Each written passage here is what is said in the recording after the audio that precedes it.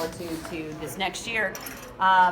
Last year, I'm really proud that we started the year in a government shutdown, and we ended the year with the government funded, not through a CR, but we funded the government. We increased some funding for really important programs like Early Head Start and Head Start by $500 million. We increased funding for Title I, which we know Title I schools, those of you who have been on the school board know the importance of Title I funding, which is really helping our economically disadvantaged schools and some other programs, including Impact Aid, which is, of course, for schools that have a lot of, yes, Andy's cheering for that. Because when you lose the tax base for either federal lands, whether they're bases or tribal lands, that is a critical piece of making it back up. And actually, interesting fact: Oklahoma has more schools that are impact aid schools than any other state in the nation because of the combination of bases and tribal lands because of the way that we're set up. So that's a really important to help our school system. We passed the H.R. 3, which is the lower cost drug cost bill at the end of the year, really hoping that the Senate takes that up because it's just getting really bad for things like insulin and so many other things. And we're going to keep pushing on that.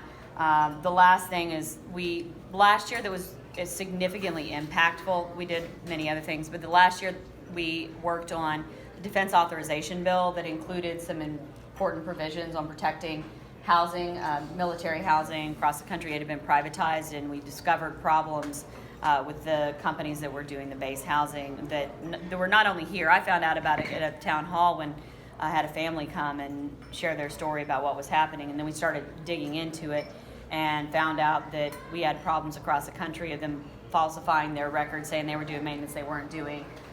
Just appalling conditions. So we got a tenant's bill of rights and several other things put in that will help. We've got more to do because there are some more challenges that are happening. But we got to a bipartisan agreement, really proud of that, and it was good to be able to be on the conference committee. We worked closely with the House, but also with Inhofe. We worked with Inhofe's office and others on the Senate side to get that done. And let's see, this year it's going to be busy. We're going to keep working on education, healthcare, and jobs and economic development. But I'm particularly excited that as the chair of the Space and Aeronautics Subcommittee, I introduced and we passed out of the subcommittee a bipartisan NASA authorization bill that passed out of the subcommittee on voice vote. I worked with my colleagues on both sides of the aisle, and we introduced it with the chair and ranking member of both the full and the subcommittees as original co-sponsors, and setting out a really strong foundation for our nation's space program across the board.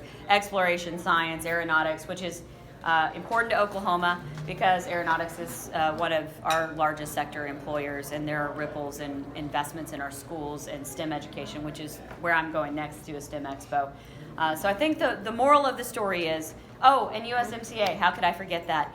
We finally got that across the finish line, which was really important. And then I think the thing about that's really remarkable to note is, hey Brett, is that everybody stayed at the table. And that's the key to all of this. Anybody that says, can we get anything done in a bipartisan way? The answer is yes, but everybody has to stay at the table and keep working on it. Because there's a lot of places where there's overlap, but it's when we get up and walk away from the table or don't even sit down in the first place that I think it's most problematic. So we're going to keep working on it this year. I'm going to do everything I can to get that NASA authorization bill through. It's just incredibly important, and keep working on making sure we get the rest of the defense authorization bill and appropriations done before it gets too much into the noise of the election season. So I'll stop there because I could talk on and on. Oh, you know what? No, I won't. I'm really proud of the fact that I was named one of the top 10 most accessible freshman legislators in the Congress last year for the number of town halls we did.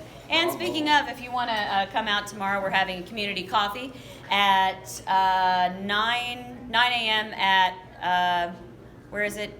In War Acres at Higher Grounds. Thank you. I was like, I saw Adam. I knew he'd know. I just saw Yes, that. Higher Grounds, 9 a.m. tomorrow, 9 to 10:30. We'll be there to talk. So we'll keep plugging away at that, fighting for education. And I have slate of bills to address student loan debt that I introduced last year. We're still pushing, and they haven't made a whole lot of progress, but I think the answer is in addressing it in a common sense way that is fair to both taxpayers and people that have taken out student loans, whether they've paid them off or whether they haven't paid them off yet, and then we got to address the next generation by taking sensible steps. It's not a matter of wiping it all out or making everything free. It's just giving people a pathway to an education that includes things like our amazing career tech system here. So that's my update, but I'll be happy to answer any questions. So. Yes. Okay. Yes, sir. Yes, sir. Then I'll go to Andy. Yeah. Well, in view of the news that's come out this morning, Yeah. have you heard that? With what news has come out this morning? Well, I've heard lots of news this The morning. New York Times has said that as early as May, I believe, 2018, Bolton knew about the president's plan, and the president's lawyer, Pat Cipollone, was in a meeting with Bolton and the president, and became aware of it. So, I had not heard that. Yeah, interesting that he's on the floor of the Senate arguing that the president had many motives when. So I don't know whether that account is true. Did anybody else hear that? Yeah. Yeah. I saw a squib of it. Yeah. Yeah, I don't know. I haven't seen that. I've been following along, as I can from the House. But of course, this last week we did the NASA authorization bill and a whole handful of other things that were keeping me busy. I think the bottom line for me in all of this is the more information we have, the more facts available at our disposal, and anything, it's helpful, and that's, it'd be good to know those facts. So, but I will have to follow that. That's one of the challenges in this, in this information age, is that things come out faster and you're almost expected to react to everything before we really know everything that's behind them. Right.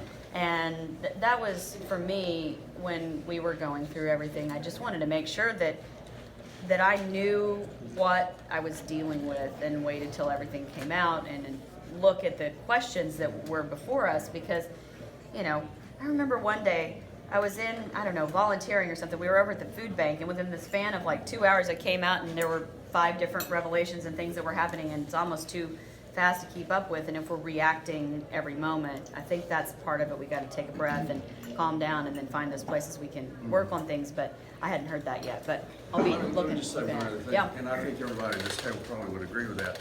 I think you've done a masterful job of running your office and relations with your constituents, and keeping up and ahead of the people who are trying to unseat you. And I think that took a lot of courage for you to vote, in favor of the impeachment. And we thank you. Thank you. Good to see you. All right, Andy, you had a question. Mine isn't exactly a question. Yes. You mentioned 2 things that are near and dear and top of mind to me.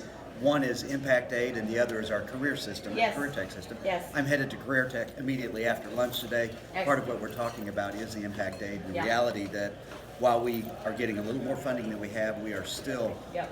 woefully underfunded in that area, Yep. and it really affects Middle Public Schools Yeah. and, of course, a lot of the tribal schools. Yeah.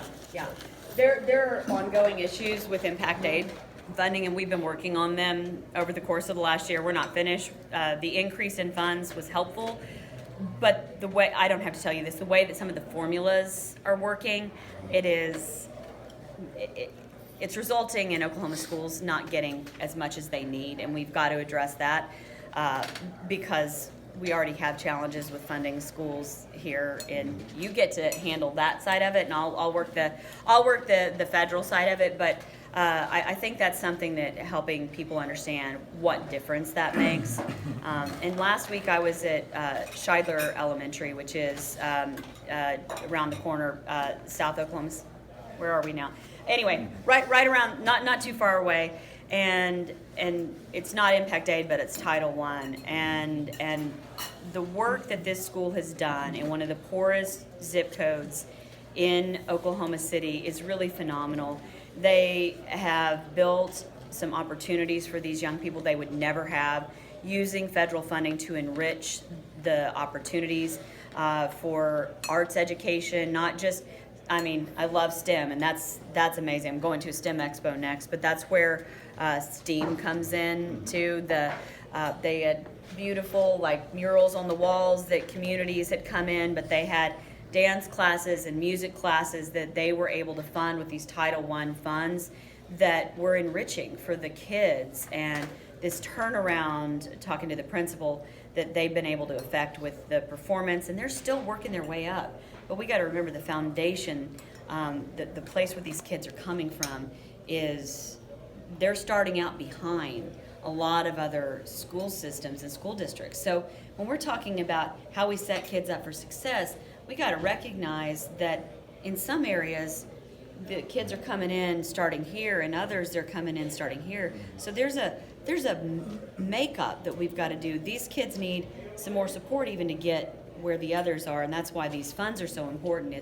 It's about setting that foundation, and I can't really think of a better investment we can make in our future than investing in our schools and investing in our kids, because that's how we help to reduce some of the challenges that we're facing, addressing issues like addiction, mental health. I mean, there are so many things that are impacted by that foundation or lack thereof. That's why Gina Nelson, who's the Oklahoma 2020 Teacher of the Year, I invited her to be my guest at the State of the Union on Tuesday to really lift up education a little bit more, because we still got work to do. Yeah, for us in Mid-Dell, it's about almost a $6 million difference from where we were when they initially created the impact aid. And so, yeah.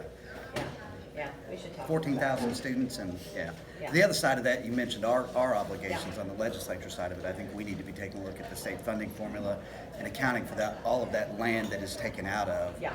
the ad valorem tax base. Yeah. Yeah. Thank you. Absolutely. Thank you. Let All me, right. Yes. this is kind of an in the weeds question Yeah. about the student loan debt. Yeah.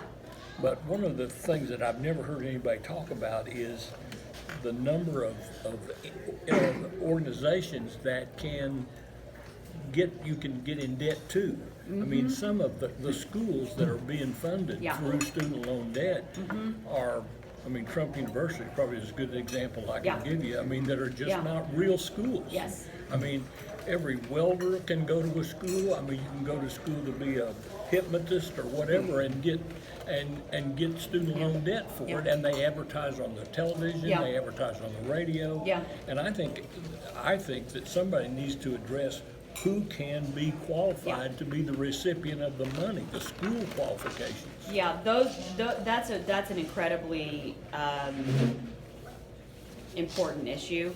We just actually, out of the House a couple weeks ago, voted to roll back a regulation that came out of this Department of Ed because of fraudulent for-profit institutions that, and here's one of the things that I find most disturbing. We're particularly targeting our veterans because of their GI Bill money and the ability to get student loans, that they were basically having them take out all of this money, lack of clarity, and then going out of business or not giving them with the degree or the training, that not ending up with the degree or the training that would get them a job. And there was a ruling under the previous Department of Education that when a school had been judged to be fraudulently holding themselves out, that anybody that had gotten student loan debt underneath that fraudulent university based on their claims, they could have their loan debt forgiven. And now the rule that was just recently enacted by DeVos and the Department of Education said that you had to individually go and request it and show fraud even after a whole school had been proven to be fraudulently getting people student loan funds. So we addressed that, and there's a few bills and pieces of legislation that we're working on to go back and address that, because it's addressing the thresholds for our veterans, addressing disclosure requirements and other things. And the bills that I've introduced so far just address federal student loan debt. We've got a whole other bucket that we got to tackle on private student loans and what is happening to people with private student loans. And to me, it's an economic issue as well as an issue for individuals, because I've had so many people come to talk to me and say, I want to buy young people, probably oftentimes like, you know, late 20s, early 30s, saying, I really want to buy a house, I want to start a family, but I can't because I've got too much student loan debt to my income ratio and I can't qualify. And so we're missing out on that. And right now, interest rates on student loans are oftentimes twice what current mortgage interest rates are. And that's a perverse disincentive. Many So times they're worse than twice. Yeah. Many times Yeah. they're like credit card rates. yeah, exactly. So we've got to we've got to address that, and that's why I think it doesn't require wiping everything out. It's just fairness. That's, you know, one of my bills would prevent interest from accruing before somebody graduates. So basically, turning things into, you know, subsidized student loans is, you know, wait till you graduate, then accrue the interest and pay it back. The other limit student loan interest that could be charged. You say, okay, you can't charge above this rate, tying it to the 10-year bond rate, so it's a long-term sustainable. It covers the cost. It allows people to, you know, the servicers to do their work and cover their costs. But, you know, I think we get a lot fewer defaults. People, for the most part, want to pay back their loans. We haven't touched the whole issue of the cost of higher education, but a piece of that, to Andy's point, I'm a big fan of our career tech system. Oklahoma has one of the best career tech systems in the entire nation. But for, you know, the past decade and a half or so, we've gotten into this idea that everybody has to go to college. Everybody has to go to college or you can't have a good life or career, and that's just false. You know, I meet with businesses every day that say we have open positions, we need these filled. They're for skilled technicians and aircraft mechanics and welders and electricians, and, you know, they require skills and training. But it's not all 4-year degrees. So finding a way to equalize that, part of it's the way we talk about it, but part of it's the incentives to tell kids about, you know, their options for career tech, for community colleges, for all of those things, and, you know, what they can do. So I think that Trent's about to drag me out the door momentarily. You got time for maybe one more question? Yeah. Thank you. Oh yeah, we'll grab it to go. So I'm going to be out of the way in a minute if you want to sit here.